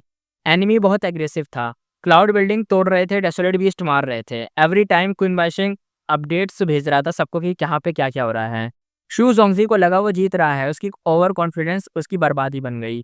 फेंगयुआन ने येलो जेड लॉयन के अंदर छुप कर पूरा गेम पलट दिया। शू ज़ोंगजी 3 बार लॉयन को स्कैन करा, लेकिन उसने कुछ नहीं पाया क्योंकि फेंगयुआन यहाँ पे एक चीज़ यूज़ करा था जिसका नाम था वेग्यूली फेमिलियर फेस। उसने पूरा का पूरा ऑरा सब कुछ हाइड करके रख दिया था। मतलब ऑरा इतना नहीं हाइड होगा, लेकिन फेस वेस बॉडी वॉडी सब हाइड कर दी थी, सबको रियली लगेगा। अगर शू ज़ोंगजी केयरलेस नहीं होता तो फाइट ड्रैग होती, लेकिन अपोनेंट फेंगयुआन था जिसके पास पास्ट लाइफ का काफ़ी एक्सपीरियंस था। वो पूरा काम पावर में ज़्यादा इम्पैक्ट क्रिएट करता था, यानी मतलब पूरा काम पावर में ज़्यादा, मतलब देखो पावर कम होगी कोई दिक्कत नहीं है, ज़्यादा होगी कोई दिक्कत नहीं है, लेकिन प्लानिंग परफेक्ट होनी चाहिए। फेंगयुआन कहता है लैंड स्पीड। शू ज़ोंगजी मर गया, रिवॉर्ड क्या मिलेगा? उसका इमॉर्टल प्रेमिस डिस्ट्रॉय हो गया है, सब कुछ गया है, लेकिन दाव मार्क्स तुम्हारे ब्लेस लैंड में आ गए होंगे। यहाँ पे लैंड स्पीड कहता है टेंशन मत ले, बैटल के हैवी रिवॉर्ड्स ही मिलेंगे, तुम अपना क्लाउड बिल्डिंग डिफेंड करो। मो तांगशांग ऑलरेडी इंजर्ड है, उसका बिल्डिंग डिस्ट्रॉय हो गया है। तुम्हारे पास शू ज़ोंगजी की सोल है, उसे हमें इन्फो निकालनी पड़ेगी। फेंगयुआन सीरियस हो गया, उसने सोल चुपके से ताई बायोशेंग के ब्लेस लैंड में रखा था, लेकिन यहाँ पे लैंड स्पीड को सब पता चल गया तो उसने सब देख लिया था। मो तांगसांग का बिल्डिंग डिस्ट्रॉय होने के बाद नॉर्मल फेंगयुआन एक्सपेक्ट ही किया था, क्योंकि उसे पता था कि बाद में वहाँ पे क्वीन बाइशेंग जा रहा है उसकी मदद करने, तो वो हो ही जाएगा सीन। अब सीन कट होता है दूसरी जगह में। क्वीन बाइशेंग शॉक में कहता है क्या शू ज़ोंगजी मर गया? हाई चेंग पैनिक में कहता व्हाट, उसके पास तो इमॉर्टल गू था ना, पूरा किलर मूव सेट था, वो कैसे मर गया?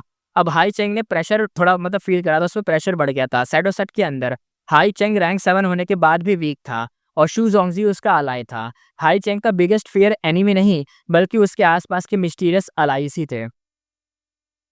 क्वीन बाइशेंग सोचते हुए कहता है शू ज़ोंगजी ट्रैप में फंस गया है, स्ट्रेट फाइट में वो कब तक टिक सकता है? कोई रैंक 8 अटैक ना करे तो टिक ही सकता है। लांग या ब्लेस लैंड में रैंक 8 तो हो ही नहीं सकता, तो उसने शायद कोई क्लाउड बिल्डिंग या कुछ इंपॉर्टेंट चीज़ फाइंड की बिना किसी को बताए। नया इमॉर्टल को मिला होगा, टेस्ट करने गया होगा, वही एनिमी ट्रैप में फंस गया होगा और सही टाइम पे उसको पकड़ के मार दिया गया होगा। क्वीन बाइशेंग ये सब सोच रहा था। हाई चेंग शॉक में कहता है तो जो उसका अपोनेंट था वो सिंपल बंदा नहीं था, उसने शू ज़ोंगजी को स्कीम करके मारा है। हाई चेंग अंदर ही अंदर कुछ बाइशेंग से और ज़्यादा अलर्ट हो गया। ये बंदा बैटल में भी स्ट्रांग था, ऊपर से डिडक्शन भी बहुत फास्ट करता था और डेंजरस कॉम्बो था इस चीज़ों का। क्वीन बाइशेंग सीरियस टोन में कहता है शायद कम्युनिकेशन बचाने के चक्कर में गलती हो गई, लेकिन अब तक तो 8 क्लाउड बिल्डिंग डिस्ट्रॉय कर चुके हैं, मुझे फॉर्मेशन कोर समझ आ गए हैं। एक मॉडल क्लियर मूव बनाया है जो बाकी बिल्डिंग्स को लोकेट करेगा, यानी लोकेट कर लेगा, लेकिन उस मूव को चलाने के लिए मुझे इमॉर्टल किलर मूव की हेल्प लेनी पड़ेगी उससे प्रोटेक्ट करने के लिए, क्योंकि भाई मॉर्टल गू वॉर्म यूज ही नहीं होते हैं ना ब्लेसलैंड के अंदर किसी और के। तो हाई चैंग सोचते हुए कहता, एकदम से मॉडल क्लियर मूव बना लिया, ये बंदा है कौन भाई, इतनी जल्दी बन गया क्या? अटेंडमेंट लेवल तो इसका भाई क्या ही बोलूं। क्वीन बादशाह ने थोड़ा सा मतलब तुरंत ही ब्लैक रॉब्ड मिस्टीरियस गुई मॉडल को बुलाया अपनी प्रोटेक्शन के लिए। क्लियर था कि वो हाई चैंग पे ट्रस्ट नहीं करता था। ही लांगजी और हुई फेंगजी शू जोंगजी के डेथ स्पॉट पे भेज दिए गए, और यहाँ पे शू जोंगजी को इमॉर्टल गू देते वक्त क्वीन बादशाह ने ट्रैकिंग मूव भी लगा दिया था। क्वीन बादशाह तब बोला था, अगर ट्रैकिंग नहीं लगाऊंगा तो तुम मेरे इमॉर्टल गू को लेके भाग गए तो शू जोंगजी ने इमॉर्टल गू प्रॉमिस के चक्कर में मान लिया था। सीन यहाँ पे शिफ्ट होता है, ही लांगजी और हुई फेंगजी शू जोंगजी के मरने वाली जगह पे पहुंच गए। ग्राउंड पे मीट पेस्ट देखा उन्होंने। ही लांगजी एकदम देखते हुए कहता, क्या बेकार आदमी है भाई ये। हुई फेंगजी ने जगह को स्काउट करा, कोई ट्रैप नहीं मिला, पूरा कॉर्प्स को अच्छे से क्लोजली चेक करा, उसका फेस सीरियस हो गया। हुई फेंगजी सीरियस होते हुए कहता है, बड़ी दिक्कत है, यह बंदा स्ट्रेंथ पाथ किलर मूव से मारा गया है और मूव बहुत ही ज़्यादा पावरफुल था। सही एनालिसिस था, फेंगयुआन का मैरिड सेल्फ मूव बहुत ही ज़्यादा अपग्रेडेड था। उसके पास सेल्फ स्ट्रेंथ, पुलिंग माउंटेन गो और पुलिंग वाटर गो तीनों को मिला के बना था, तो होगा ही पावरफुल। इतना परफेक्ट फ्यूजन रेयर ही होता था। ही लांगजी ने डाउट किया कि फिर चेक करा, उसका हेड वुल्फ बन गया और ग्रीन आई से स्कैन करने लगा और सूंघा, क्लूज को ढूंढा। कुछ टाइम बाद उसका फेस अगली हो गया। ई लांगजी कहता है, रैंक 7 स्ट्रेंथ पाथ रेयर है भाई, क्या ये डोमिनेशन ही मॉडल है? लेकिन फिर भी छोड़ो, क्लाउड बिल्डिंग तोड़ते वक्त तोड़ते हैं पहले, बाद में देखेंगे कि अगर कुछ होता है तोड़ते वक्त तो फिर होगा, वरना तो बाद में देखेंगे। वाइल्ड बीस्ट जैसे डायरेक्ट एकदम एक्शन मोड में आ गए थे लोग। कोई फैंसी अलर्ट होते हुए कहता है, हाँ लेकिन ध्यान रखो, ये स्ट्रेंथ पाथ एक्सपर्ट यहीं कहीं छुपा हो सकता है। तभी फेंगयुआन फ्लाई करके बाहर आया। फेंगयुआन फेक नाम से कहता है, हेलो भाइयों, तुम लोग जल्दी आ गए, मेरा नाम है शी शियांगजी, मैं इस क्लाउड बिल्डिंग को गार्ड कर रहा हूँ, तुम दोनों कौन हो? हुई फेंगजी ही लांगजी को सीक्रेट मैसेज के थ्रू कहता है, केयरफुल रहना, ये रैंक 6 स्टार पाथ गो इमॉर्टल है। ही लांगजी साइलेंट में एकदम देखते हुए कहता है, उसे समझ आ गया कि सामने दो गो इमॉर्टल हो सकते हैं, एक मतलब एक सामने था और एक हिडन। शू जोंगजी भी शायद इसी ट्रैप में फंसा था। यानी इन्हें ऐसा लग रहा है कि यहाँ पे जो फेंगयुआन आया है ना, वो तो स्टार पाथ का है, क्योंकि फेंगयुआन ने स्टार पाथ वाला गू नहीं है, फेंगयुआन के पास स्टार पाथ के गू हैं। और स्टार, तुम सोचोगे कि स्टार पाथ मतलब उसे कैसे मान रहे हैं, तो वो ऐसे मान रहे हैं कि जब उसे स्टार फ्रॉम लेसलैंड मिला था स्टार लॉर्ड का, तो उसमें उसे गू नहीं मिला था, जिसलिए मतलब जिस गू को अगर तुम यूज़ करोगे तो टेम्परेली तुम्हारे पास ना स्टार पाथ के दाव मार्क्स आ जाएंगे, बहुत सारे, बहुत ही सारे स्टार पाथ के दाव मार्क्स आ जाएंगे। तो फेंगयुआन ने बोला था ये सही चीज़ है, मतलब थोड़े टाइम के लिए तुम्हारे पास स्टार पाथ के दाव मार्क्स आ जाएंगे। तो यहाँ पे शायद उस फेंगयुआन ने यही गू यूज़ करा, जिसकी वजह से उसके पास स्टार पाथ के दाव मार्क्स आ गए। अब स्टार पाथ के दाव मार्क्स आ गए तो बंदे ने ऑरा चेक करा तो उसे स्टार पाथ लगेगा। तो अब ये लोग इस चीज़ से कंफ्यूज हैं कि सामने तो स्टार पाथ का बंदा है और हमारा जो बंदा मरा है वो तो स्ट्रेंथ पाथ वाले बंदे से मरा, तो यहाँ पे कितने दो लोग हो सकते हैं। यानी एक बंदा जो स्ट्रेंथ पाथ का है वो यहीं कहीं पे छुपा हुआ है, और ये जो स्टार पाथ का जो बंदा हमारे सामने खड़ा है ये भी एक बंदा है। यानी मुश्किल, मतलब दिक्कत वाली बात है, देखना पड़ेगा। यानी ये नहीं पता दोनों बंदे एक ही हैं।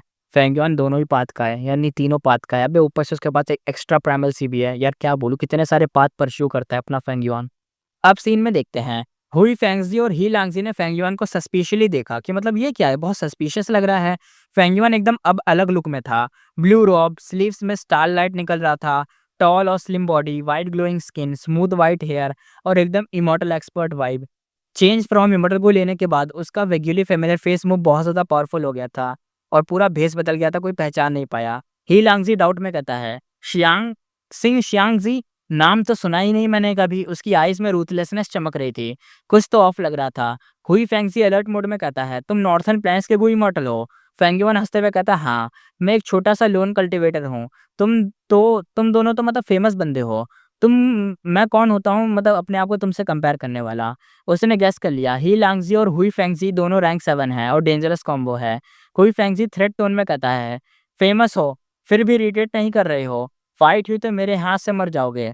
फेंगयुआन फेक हेल्पलेस लुक के साथ कहता है, प्रॉमिस दिया है, फाइट तो करनी पड़ेगी, रेडी हो जाओ। अंदर से खुश था, वेग्यूली फेमिलियर फेस किलर मूव काम कर रहा था। दोनों ने इन्वेस्टिगेट किया होगा बट आइडेंटिटी छुपी हुई थी। अगर उसका ज़ॉम्बी स्टेटस पकड़ लेते तो ही लांगजी अटैक कर चुका होता। अरे मुझे लगा यहाँ पे उसने स्टार पाथ के दाव मार्क्स यूज़ करे, लेकिन इसने तो यूज़ ही नहीं करा स्टार पाथ के दाव मार्क्स। इसका मतलब यहाँ पे जो वेग्यूली फेमिलियर फेस था उसने बेस बदल लिया उससे, और साथ में जो चेंज फ्रॉम इमॉर्टल गू है ना, उस गू से उसने अपना ऑरा भी बदल लिया। यानी वो दूसरा, ये प्रॉपर ही दूसरा बंदा लग रहा है। अच्छा, तो उसने वो वाला गू यूज़ नहीं करा, वो जो स्टार पाथ का था जिससे टेम्परेरी तुम्हें दाव मार्क्स मिल जाते हैं, वो यूज़ नहीं करा है। वो यूज़ कर सकता है आगे जाके, वो भी बहुत बढ़िया गू है। देखते हैं आगे। हुई फेंगज़ी ही लांगज़ी से कहता है, "तू अटैक कर, मैं सपोर्ट करता हूँ।" ही लांगज़ी अलर्ट था बट बोलता है, "ठीक है।" उसके मन में कुछ ऑफ फ़ील लग रहा था। नेक्स्ट सेकंड ही लांगज़ी ग्राउल करता है, फेंग युआन पे जंप मारता है। फेंग युआन स्माइल देता है, कहता है, "चलो स्टार्ट करते हैं।" उसने दोनों हाथ से इमॉर्टल किलर मूव एक्टिवेट करा। स्पाइरल स्टार क्लाउड बनी, 2 से 3 एलिफेंट साइज़ की रैपिड स्पिन करने के लगे और star path immortal killer move बना स्टार क्लाउड ग्राइंडस्टोन। ये मूव कोई भी लॉन्ग रेंज अटैक अंदर से ग्राइंड कर सकता है, यानी एकदम कोई अटैक आएगा, तुम कोई अटैक करोगे, वो अटैक तुम्हारे पास आएगा, एक टॉर्नेडो जैसे हिस्से में फँसेगा, अंदर ग्राइंड हो जाएगा, मिक्सी बन के धूल बन के मट्टी में जल जाएगा और गायब। यानी कोई भी अटैक इस पे काम नहीं करेगा जल्दी, जब तक वो बहुत ज़्यादा पावरफुल ना हो। हाउल आवाज़ आई, ही लांगज़ी ने बॉडी से ब्राइट लाइट निकाली और फेंग युआन को एकदम आँखें बंद करनी पड़ गई। नेक्स्ट मोमेंट एक वुल्फ फॉर्म में ट्रांसफ़ॉर्म हुआ। ये वुल्फ बड़ा नहीं था, छोटा था बट डेडली ऑरा के साथ था। ब्राउन स्टैच्यू जैसा था, नो फर थे, ग्रीन फ्लेम आइज़ थी और हेड पे ब्लैक बोन हेड थी। और फ्रैग्रेंटेड स्कॉलर यिन स्टैच्यू वुल्फ इसका नाम था, जो कि रैंक 7 का डेसोलेट बीस्ट था। ये सोल बीस्ट खाने वाला एशिएंट बीस्ट था। इस फॉर्म में ही लांगज़ी की स्पीड 3 गुना हो गई। वो एक शैडो जैसे ब्लिंक करता हुआ फेंग युआन के सामने था। फेंग युआन शॉक में कहता है, मेरा इन्वेस्टिगेट मूव उसकी स्पीड नहीं पकड़ पा रहा। स्पीड बराबर एडवांटेज थी। अब ही लांगज़ी के पास फुल कंट्रोल था। ह्यूमन फॉर्म में ही लांगज़ी रैंक 6 था, लेकिन बीस्ट वाले में वो ट्रू रैंक 7 पावर रखता था। फेंग युआन अब डिसएडवांटेज में था, बट शांत रहा। उसके पास एक इनकम्प्लीट इमॉर्टल किलर मूव था, 3 pair of true solid bat wings, जिससे स्पीड बूस्ट मिलता था, लेकिन यूज़ नहीं करा उसने अभी तक। ये बैट विंग्स मॉडल मूव है, लेकिन अगर आयरन क्राउन ईगल के साथ, यानी जो iron crown eagle strength immortal वो है ना, एक्टिवेट करे तो स्पीड इमॉर्टल किलर मूव जैसी हो जाएगी और एकदम बढ़िया रहेगी। और प्लस अगर बैट विंग्स दिखाता है तो उसका स्ट्रेंथ पाथ का जो आइडेंटिटी है वो लीक हो सकता है, इसलिए डेंजरस हो सकता है, इसलिए उसने दिखाया नहीं, यूज़ नहीं करा। फेंग युआन स्टार पाथ गो इमॉर्टल का लुक पर्पसली लिया था। इस फाइट में उसे अपनी नई स्टार पार्ट टेक्निक टेस्ट करने के लिए मतलब ये सब कर रहा था, और हु इमॉर्टल बेस्टलैंड के गेम्स को रियल बैटल में चेक कर रहा था कि कितना मतलब फ़ायदा हुआ है। मतलब जो स्टार फ्रॉम बेस्टलैंड से तो इमॉर्टल को भी दे के आया है, ऊपर से इतनी प्रैक्टिस करी है हु इमॉर्टल बेस्टलैंड के अंदर, तो इतना सब कुछ करा है तो देख रहा है ना। ऊपर से पता है क्या फ़ायदा है? मेरे को लगता है ये फ़ायदा भी है कि अगर मान लो ये लोग कॉन्टैक्ट करके अपने बंदे को बताएँगे कि यहाँ पे वो एक बंदे से मिले हैं जो कि स्टार पाथ का है, तो फेंग युआन के ऊपर शक नहीं जाएगा कि वो स्ट्रेंथ पाथ का बंदा है, वही ज़ॉम्बी, है ना? तो बढ़िया रहेगा। अब देखते हैं, ये जो fragrant scholar range statue wolf था, इसने ज़बरदस्त हाउल करा। स्पीड लाइटनिंग जैसी थी, ब्लिंक एकदम से ब्लिंक में ना फेंग युआन के पास पहुंच गया था, एकदम सामने। फेंग युआन शांत था, जंप कर गया सीधा स्टार क्लाउड ग्रैंडस्टोन के अंदर। ये मूव ही लांगजी के एक्सपेक्टेशन से बाहर था। ही लांगजी ओरिजिनली प्लान कर रहा था कि ग्रैंडस्टोन को अवॉइड करके डायरेक्ट अटैक करें, बट फेंग युआन का ग्रैंडस्टोन के अंदर जाना उसके प्लान को एकदम हिला गया। वुल्फ के क्लॉज से फेंग युआन की बैक लाइटली स्क्रैच हुई थी। डैमेज माइनर था क्योंकि इमॉर्टल ज़ॉम्बी की बॉडी डिफेंस में स्ट्रांग होती है। ब्लू रोब थोड़ा सा फट गया, लेकिन जो घाव था वो हील हो गया था। ब्लड वहां से स्प्रेड हुआ, रियल फॉर्म में दिखाई दिया, इमॉर्टल ज़ॉम्बी ब्लड था। तो फेंग युआन अलर्ट हो गया, ओ वैग्यूली फेमिलियर फेस में ये फ्लॉ भी है क्या? यानी जो रियल फॉर्म था वही दिखा ब्लड का, यानी जो इमॉर्टल ज़ॉम्बी का जो ब्लड होता है वही दिखा। तो ये दिक्कत थी, अगर वो ब्लड देख लेंगे तो उन्हें पता ही चल जाएगा ना ये ज़ॉम्बी है। उसने जल्दी से ब्लड वापस लीस में खींच लिया और वुल्फ को देखकर बोला। फेंग युआन स्माइल करते हुए कहता, सर ही लांगजी, अंदर आके फाइट करोगे? ग्रैंड सोन के अंदर फेंग युआन सेफ था, लेकिन कोई भी अंदर आता तो क्रश हो जाता। डिफेंस मूव जो अटैक भी करता था। वुल्फ ने ग्रैंड सोन को देखा, आइज में ग्रीन फ्लेम्स जागी और फुल इंटेंट के साथ एकदम पावर आ गई। ही लांगजी रेडी था जंप करने के लिए, लेकिन नेक्स्ट सेकंड ही क्लाउड बिल्डिंग की तरफ भाग गया। तो वो कहता है, वाई टू फाइट हिम, यानी जब टारगेट हमारा क्लाउड बिल्डिंग है तो इसे डिस्ट्रॉय करो, यहाँ से निकलो, इससे फाइट ही क्यों करें? देख रहे हो कितने स्मार्ट बन रहे हैं ये लोग। ही लांगजी एकदम से हंसते हुए कहता है, लेट्स गो विक्ट्री शॉर्टकट। ये मूव फेंग युआन का वीक पॉइंट हिट कर रहा था। उसका पर्पस क्लाउड बिल्डिंग को डिफेंड करना था। फेंग युआन डायलामा में फंस गया था, अगर वो वहां खड़ा रहता तो बिल्डिंग डिस्ट्रॉय हो जाती और अगर चेस करता तो स्पीड कम हो जाती। ही लांगजी का classic strategy, besiege Wei to rescue Zhao style, ये उसका स्टाइल था। डायरेक्ट फाइट नहीं करना, वीक पॉइंट पर अटैक करो, यानी फाइट से बचो, डायरेक्ट नहीं करो, अपना अपना काम करो, बेसिकली अपना काम करो, जब फालतू बीच में आओ उसे डिस्ट्रैक्ट करके अपने काम में लग जाओ। गो इमॉर्टल बैटल सिर्फ पावर नहीं, प्लानिंग भी होती है। फेंग युआन पैसिव हो गया। ही लांगजी ने सेकंड टाइम मूव बदला फर्स्ट डायरेक्ट अटैक पड़ा और फॉर्मेशन भी ब्रेक होने लग गई थी, जो फॉर्मेशन थी। फेंगुइन स्टिल काम था, वो कहते हैं immortal killer move, star snake rope, और ग्राइंड से करीबन 6 रोप निकली स्नेक हेड के शेप में और वुल्फ के अराउंड कॉइल हो गई। फेंगुइन हंसते हुए कहता है, सर ही लांसी, कहाँ जा रहे हो, यहाँ आओ फाइट करो। ये जो रेप टाइप की थी ना, जितनी भी रोप थी, एक तरीके से ये जो ऐसे मान लो, अगर मैं इसको थंबनेल में बनाऊँ तो तुम शायद देख सकते हो। ऐसे मान लो ना कि एक टॉर्नेडो बना हुआ है, टॉर्नेडो के अंदर फेंगुआन है, टॉर्नेडो के अंदर से ना 6 रेप निकली हैं, और ये जो 6 की 6 रेप्स है ना, ये सारी की सारी ना कॉइल करके, जैसे सांप एकदम कॉइल करके रोप की तरह एक तो होता है ना, रोप की तरह एकदम कॉइल करके रहता है, वैसे टाइप के कॉइल करके इनको पकड़ रखा है, और जो क्लाउड बिल्डिंग के पीछे है, ऐसा सीन चल रहा था। अब बड़ा खतरनाक था। हुई फेंगजी एकदम से इम्प्रेस्ड हो गया, ओ ये दोनों तो इमॉर्टल मूव का कोऑर्डिनेशन मस्त है भाई, सॉलिड स्ट्रेटेजी तुम्हारे बनाई है। स्टार स्नेक रोप प्लस स्टार क्लाउड ग्रैंडस्टोन कॉम्बो से पावर एम्पलीफाई हो गया था। ही लांगजी की वुल्फ फॉर्म स्पीड फास्ट थी बट स्ट्रेंथ से कम थी, इसलिए रोप से इजीली खींच लिया गया था। स्ट्रगल फेल था। ही लांगजी अब ग्राइंडस्टोन के अंदर ट्रैप था। स्टार लाइट उसकी बॉडी के ग्राइंड कर रही थी और प्रेशर बढ़ रहा था, बॉडी पे दाव मार्क्स कम पड़ रहे थे, बोन्स क्रैक हो रही थी। ही लांगजी सोचता हुआ कहता है, मेरी ट्रांसफॉर्मेशन स्पीड, मतलब जो मेरी ट्रांसफॉर्मेशन है ना, स्पीड पे काम करती है, डिफेंस और स्ट्रेंथ में मतलब मिसिंग है। इस बंदे पे सोल अटैक का कोई इफेक्ट नहीं हुआ है। ही लांगजी एकदम ग्राउल करते हुए कहता है, डेथ चाहिए, मिलती है। लाइटनिंग ब्रस्ट बूम आवाज आती है और लाइटनिंग सब तरफ फैल गया और जितनी भी रोप थी वो सब डिस्ट्रॉय हो गई। ही लांगजी फ्री हो गया, हाउल आवाज करी। Next second wolf form change कर ली, अब बना lightning flash giant wolf, rank 7 beast, बड़ा एलिफेंट साइज का, ब्लू फर और क्रिस्टल स्पाइक थे, स्ट्रॉन्ग और डेंजरस था। फेंगुइन अलर्ट होते हुए कहता है, ये लाइटनिंग से उसने अपने दाव मार्क्स कन्वर्ट कर दिए, किलर मूव पावरफुल है, नेक्स्ट टाइम इसे इंटरप्ट करना पड़ेगा। फेंगयुआन अब समझ गया कि ये फाइट हारनी है, गोल सिर्फ टाइम वेस्ट करना है। दो रैंक 7 गोई मॉडल के अगेंस्ट खुद रैंक 6 पर, मतलब एक तरीके से मतलब वीक है लेकिन कुछ नहीं कर सकते, अब यही है। बूम आवाज आई दोबारा से, लाइटनिंग पिलर ने जो ग्राइंड स्टोन था तोड़ दिया। फेंगयुआन इंजर्ड हो गया और ब्लड मुंह से निकला, लेकिन आइडेंटिटी अभी भी सेफ थी। Lightning flash giant wolf arrogant tone में कहता है, ट्रैप ट्रैप ट्रैप में डालना चाहते हो मुझे, अब मर।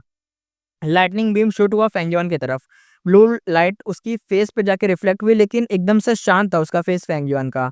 और तब क्या हुआ, फेंगयुआन ने स्माइल करा, वो कहता है, मुझे मारना इतना इजी नहीं। नेक्स्ट सेकंड उसकी बॉडी शेक हुआ, 6 फिगर्स बन गए और सब साइड से निकल गए। लाइटनिंग मिस हो गया, immortal clear move, 6 illusion star bodies. हुई फेंगजी एकदम देख के कहता है, क्या 6 बॉडीज रियल है भाई, रियल कौन सा है इसमें से। सब बॉडीज स्टार लाइट ट्रेल्स के साथ वुल्फ के सर्कल करने लगी, अटैक स्टार्ट हुआ। Multiple mortal killer move wolf पे कंसिस्टेंट अटैक कर रहे थे। ही लांगजी डिफेंसिव एक्टिक तरीके के एक एक्टिवेट करा हुआ था और टफ फाइट देख के थोड़ा सा मतलब हो गया था उसका फेस कि अरे ये तो दिक्कत वाली बात है। वुल्फ ने एक इल्यूजन बॉडी डिस्ट्रॉय की, बट नेक्स्ट सेकंड उसके ऊपर और ज्यादा इनफ्लाइट, एक तरीके से होता है ना इनफ्लाइट लूप में फंस जाना, एक तरीके से अनंत लूप जो होता है उसमें फंस जाना, वैसा टाइप का फंस गया।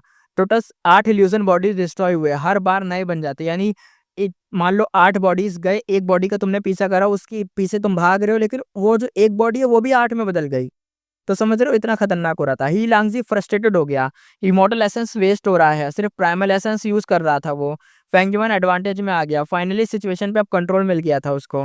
ही लांगजी तो भाई फुल फ्रस्ट्रेटेड था, वो कहता है, dam, lightning flash giant full powerful है लेकिन स्लो है और इन्वेस्टिगेट भी नहीं कर सकता। अटैक करूं फिर ये जो फ्रेग्रेंट सॉशर यिन स्टैचू वुल्फ में वापस ट्रांसफॉर्म कर लो क्या, क्योंकि इसकी स्पीड ज्यादा थी ना, इसलिए प्रॉब्लम ये थी कि बार बार ट्रांसफॉर्म नहीं कर सकता था। ट्रांसफॉर्मेशन के बाद दावमार्क्स बॉडी में रह जाते थे, उनको क्लीन करना पड़ता था वरना डैमेज होगा। पहले लाइटनिंग फ्लैश जायंट वुल्फ बनने के लिए ही लांगजी ने lightning path killer move use करा था, इससे पहली वाली सोल पाथ दावमार्क्स डिस्ट्रॉय हो गए थे। अब वापस वुल्फ बनने के लिए सोल पाथ किलर मूव चाहिए होगा, जो उसके पास नहीं था। फंसा हुआ था, ही लांगजी के पास फुल इनहेरिटेंस नहीं है, किलर मूव इनकम्प्लीट है, अनलाइक फेंगयुआन जिसके पास स्टार पाथ कंप्लीट इनहेरिटेंस है, star cloud ग्रैंडस्टोन, star snake rope और 6 इल्यूजन स्टार बॉडीज। फेंगयुआन के पास सिर्फ लिमिटेड टाइम था, लेकिन उसने स्मार्ट कॉम्बो बनाया था, पावरफुल और एफिशिएंट बना था। ही लांगजी सोचा हुआ कहता है, मैं डिफेंस करके दाव मार्क्स हटा भी सकता हूँ लेकिन ज्यादा टाइम लगेगा। तभी हुई फेंगजी ने मूव करा। फेंगयुआन शॉक में कहता है, मेरे हेड पे ग्रीन फेदर कब लगा, ये क्या किलर मूव है जो मेरी रियल बॉडी दिखाता है। हुई फेंगजी ने इन्वेस्टिगेट किलर मूव यूज करा था, रियल फेंगयुआन को मार्क किया था, नाउ ट्रू बॉडी एक्सपोज हो चुकी थी। ही लांगजी ने एग्जैक्ट टाइम लिया और लाइटनिंग ब्लास्ट किया फेंगयुआन पर, और लेकिन फेंगयुआन ने स्टार क्लाउड ग्रैंडस्टोन लगाया डिफेंस के लिए, लेकिन वुल्फ ने सब कुछ एकदम डिस्ट्रॉय कर दिया। फेंगयुआन ने 5 बार स्टार बॉडीज से डायरेक्शन क्रिएट करा, लेकिन ही लांगजी स्मार्ट था, इग्नोर किया, सिर्फ रियल बॉडी पे ही अटैक करता है, यानी बाकी बॉडीज को इग्नोर करके रियल बॉडी पे अटैक करता रहा, क्योंकि भाई जो रियल वाली बॉडी है उसके सर पे एक मार्क लग चुका है ग्रीन कलर का फेदर, इसकी वजह से उसकी रियल बॉडी एक्सपोज हो रही है बार बार फाइट में। फेंगयुआन ने यूज करा immortal clear move position star swap, वो इंस्टेंटली वहां से गायब हुआ और इल्यूजन बॉडी की जगह पे आ गया और इल्यूजन बॉडी वहां पे आ गई। इल्यूजन बॉडी गायब, वो वहां पे वो आ गया, तुरंत ही एक इल्यूजन बॉडी बनाई और अगेन फिर से करा। ही लांगजी शॉक में कहता है ये क्या, ये तो कॉम्बो टोटली अनोइंग है यार, मैं पकड़ ही नहीं पा रहा। हुई लांगजी और ही फांगजी क्यों कह रहा हूँ, ही लांगजी दोनों हेल्पलेस थे।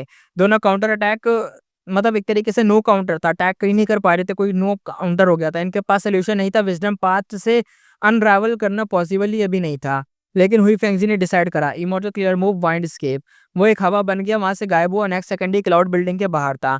फिर immortal clear move death wind flying blade, एक शार्प वाइंड ब्लेड निकली, क्लाउड बिल्डिंग के टॉप फ्लोर पे कट हुई और आधी कट हो गई। फेंगजी रियलाइज करते हुए कहता क्या वाइंड स्केप्स नॉर्थर्न प्लेन्स का टॉप टायर मूव ये हुई फेंगजी है। तुरंत चिल्ला के कहता है यहाँ पे लांग या लैंड स्पीड, लांग या लैंड स्पीड एकदम भाई अपीयर्ड होते हुए कहता है, उसने फेंगयुआन का आर्म पकड़ा और दोनों वहां से गायब हो गए और एकदम शुष्क आवाज आई।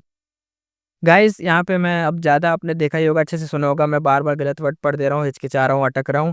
मैं क्या कर सकता हूँ यार, थोड़ी तबीयत भी ऐसी है और ऊपर से मैं गया था डॉक्टर के पास, तो अब चश्मा भी लग गया है, तो क्या बोल सकते हैं, मैंने बताया भी था, इन्फॉर्म करा था। तो इसी के साथ एपिसोड करते हैं ख़त्म, फिर मिलेंगे नेक्स्ट एपिसोड में।